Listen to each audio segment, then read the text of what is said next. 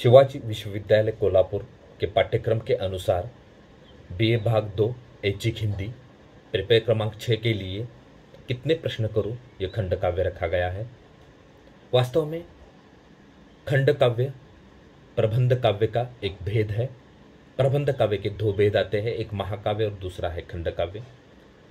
महाकाव्य बड़ा होता है जैसे रामायण महाभारत, उसी तरह खंड काव्य जो है उसका केवल एक अंश होता है। महाकाव्य में जीवन का विस्तृत रूप का वर्णन होता है, यानी जीवन के सभी घटनाओं का चित्रण जो है उसमें होता है। लेकिन खंड काव्य में किसी एक घटना या जीवन के किसी एक खंड का चित्रण होता है, इसलिए उसे खंड काव्य कहा जाता है। तो हमें यहाँ पर पाठ्यक्रम में जो कितने प्रश्न करूं खंड काव्य जो है रखा गया है, वह खंड काव्य ममता कालिया जी द्वारा लिखा गया है। ममता कालिया ने अनेक विधाओं में अपनी लेखनी चलाई है, यानी अनेक विधाओं में अपना जो लेखन जो है उन्होंने किया है। और उनकी लेखनी का मुख्य आधार जो है स्त्रियों पे के ऊपर होने वाले अन्याय अत्याचार, उनके अस्तित्व का प्रश्न जो आज दुनिया में या पूरे संसार में जो खड़ा हो चुका है, उसको लेकर उन्होंने अपनी लेखनी चलाई है, ऐसा दिखाई देता है। कितने प्रश्न करूं यह खंड काव्य भी उसी तरह जो है लिखा गया है। कितने प्रश्न करूं यह खंड काव्य जो है रामायण की एक कथा के आधार पर जो है यह खंड काव्य जो है लिखा गया है। यह खंड काव्य अनेक विभागों में विभाजित किया गया है। इसके 5 विभाग हैं। यह खंड काव्य जो है स्त्री पर होने वाले अन्याय अत्याचार, किस तरह स्त्री के अस्तित्व को लेकर आज उंगली उठाई जाती है, आज उसको हर तरह के शिकंजे में बंधनों में जकड़ा जाता है, इसको लेकर सवाल उठाने वाला ये खंड काव्य है। इस खंड काव्य की शुरुआत जो है सीता स्वयंवर से होती है, जहां पर राम अपना वीरत्व दिखाकर सीता से शादी कर लेते हैं। वह सीता जो है राम के चरित्र को लेकर काफी प्रभावित दिखाई गई है। जब राम और सीता का विवाह हो जाता है तो सीता भी को स्वयं खुश होती है, अयोध्या में भी जाती है। तब वहां पर चारों तरफ खुशहाली खुशहाली होती है। राम का राज्याभिषेक होने वाला होता है, लेकिन उसी समय कैकेयी के इच्छा के अनुसार राम वनवास जाने के लिए तैयार हो जाते हैं और राम के साथ सीता भी और लक्ष्मण भी वनवास जाते हैं। वनवास जाने के बाद वन में जब राम और लक्ष्मण सीता को छोड़कर जब वन में चले जाते हैं, तब उसी समय रावण जो है अपने गलत इरादों को लेकर सीता को उठाकर वहां से अपने लंका में ले जाता है। बाद में जब राम आते हैं तब वह बहुत ही क्रोधित दिखाई देते हैं और बाद में जो है वह जो है रावण को हराने का एक मंशा लेकर जो है उठ खड़े होते हैं। और उसी बीच हनुमान जी जो है राम का संदेशा लेकर लंका में चले जाते हैं। वहां माता सीता की हालत देखकर वह भी निराश हो जाते हैं। पहले पहल तो हनुमान जी को जो है सीता जी पहचान नहीं पाती है, लेकिन बाद में पहचानती है। हनुमान जी अपने साथ जो है सीता को ले जाना चाहते हैं, लेकिन सीता उसके लिए इनकार कर देती है। एक बात तो है कि उसमें जाते समय बहुत सारी समस्याओं का सामना करना पड़ेगा और पराये पुरुष के साथ किस तरह से जाना है ये उसके मन में सवाल आता है और वो जाती नहीं है। यानी वह अपने चारित्र को लेकर बहुत ही सतर्क दिखाई गई है। लेकिन जब हनुमान जी जो वापस आते हैं और हनुमान जी सीता का हाल जो है सब कुछ बयां कर देते हैं, किस तरह उन्होंने अपने चरित्र से सारे असुरों का मन जीत लिया है। ये सारी बातें जो है हनुमान राम को बता देते हैं। अब बाद में राम रावण युद्ध हो जाता है और रावण उसमें हार जाता है और सीता को राम वहां से वापस ले आ जाते हैं। लेकिन बाद में जनता के आदेश के अनुसार, या हम जनता के आदेश के अनुसार उसे नहीं कर सकते हैं, लेकिन जनता के कहे के अनुसार राम जो है सीता की अग्नि परीक्षा लेना चाहते हैं। सीता वहां पर जो है अत्यंत निराश हो जाती है कि किस तरह से मैं अपने राम के प्रति जो है मैं पूरा जीवन समर्पित कर रही हूँ, लेकिन राम का ही मेरे ऊपर विश्वास नहीं है। लेकिन वह वहाँ पर अग्नि परीक्षा दे भी देती है और उस अग्नि परीक्षा में वह अपना पतिव्रत धर्म जो है उसने किस तरह से पाल रखा था वह भी जताती है, अग्नि परीक्षा दे भी देती है।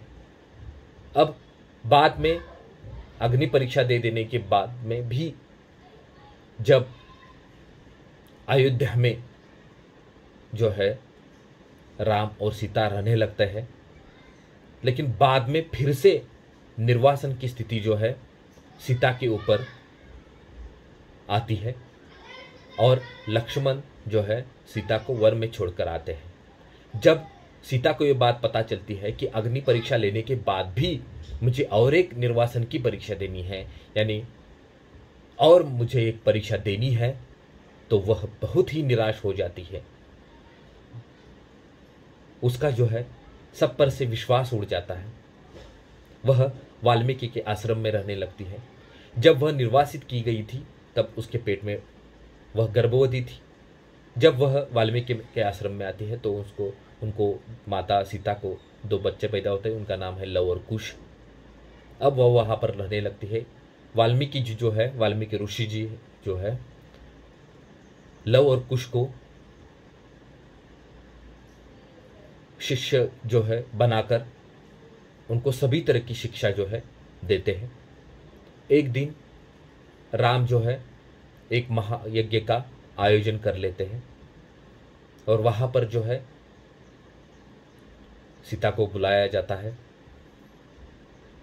लेकिन सीता के मन में अनेक प्रश्न उठते हैं कि कब तक ये चलता रहेगा, कि आज केवल स्त्री ही अपवित्र क्यों होती है, पुरुष अपवित्र क्यों नहीं होता है।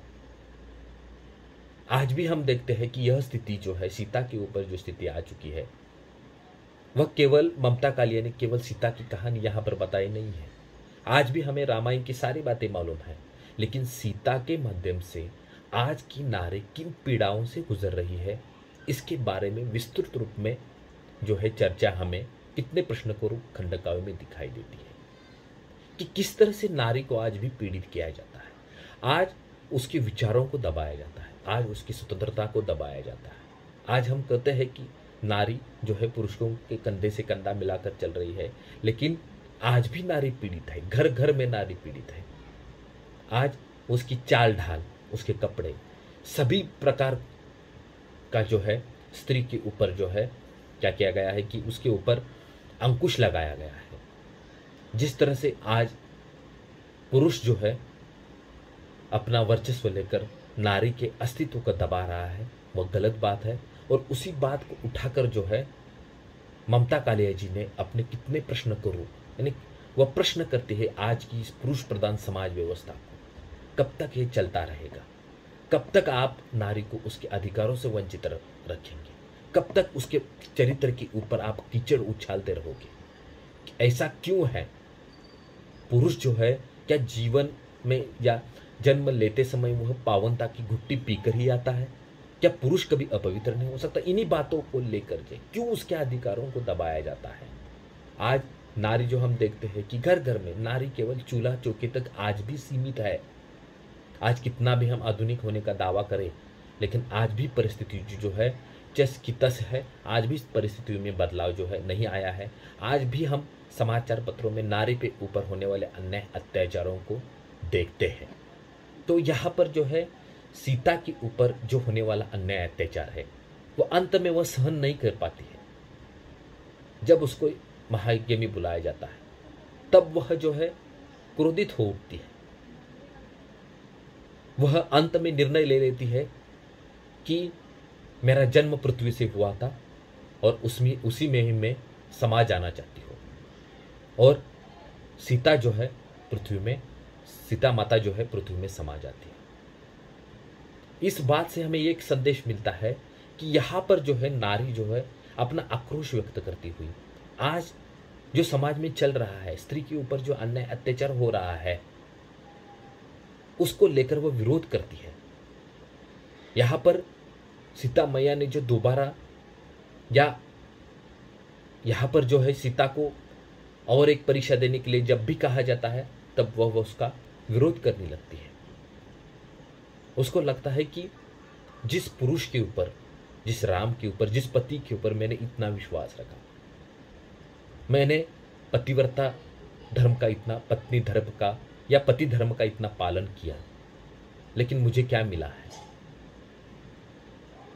तो इस बात को लेकर, और केवल मैंने पहले भी बताया है आपको कि केवल सीता के ऊपर होने वाले अन्याय अत्याचार को दिखाना यह ममता कालिया जी का इस खंडकाव्य में उद्देश्य जो है नहीं है।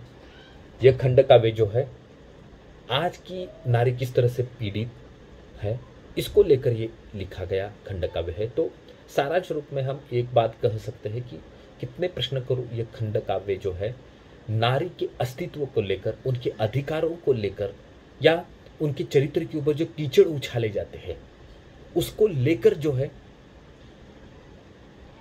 ये खंडकाव्य जो है लिखा जा चुका है।